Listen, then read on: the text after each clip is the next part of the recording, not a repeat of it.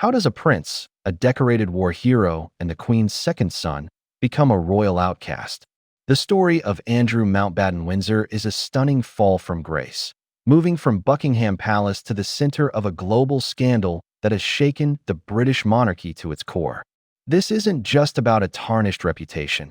It's a saga involving a friendship with a convicted sex offender, shocking allegations from a young woman, and a TV interview so disastrous it has become legendary for all the wrong reasons.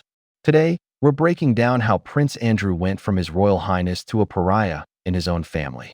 At the heart of this entire crisis is Prince Andrew's long and baffling friendship with the late American financier and convicted sex offender, Jeffrey Epstein.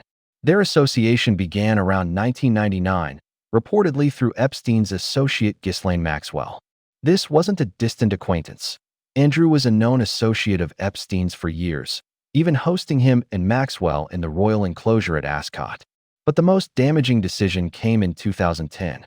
By this point, Epstein had already been convicted of sex offenses involving a minor and was a registered sex offender. Despite this, Andrew flew to New York and stayed with Epstein. His role as the UK's special trade envoy was terminated the following year as the controversy grew.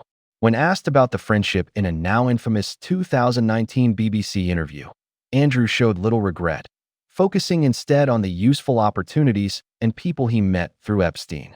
That decision to visit a convicted sex offender, and his inability to explain it, would mark the point of no return.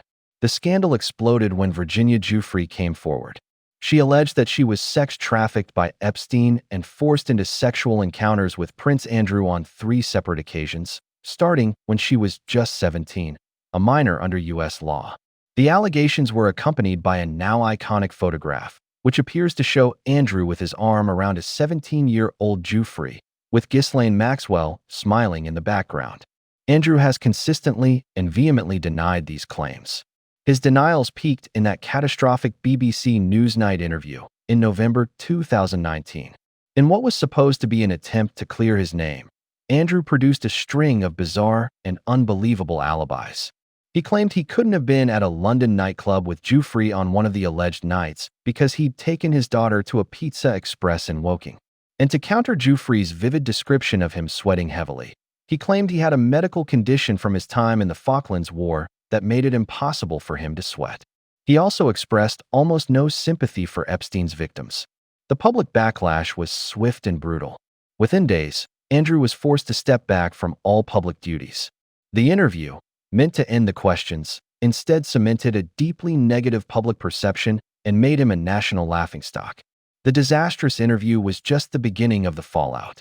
In 2021, Virginia Giuffre filed a civil lawsuit against him in the United States. Rather than face a public trial and testify under oath, Andrew settled the case out of court in early 2022 for a reported multi-million-dollar sum, while admitting no liability. For many, the settlement spoke volumes. The final, decisive blow came from within his own family. In January 2022, his mother, Queen Elizabeth II, took the unprecedented step of stripping him of all his honorary military titles and royal patronages. Buckingham Palace announced that he would no longer use the style His Royal Highness in any official capacity. His downfall was complete. He was now a prince in name only, effectively exiled from the public life he had always known. Today, Andrew Mountbatten-Windsor is in a state of internal exile. King Charles III has kept him firmly away from the royal spotlight, signaling a clear message. The survival of the institution comes before protecting one of its own. While Andrew has not been charged with any crime, the reputational damage is permanent.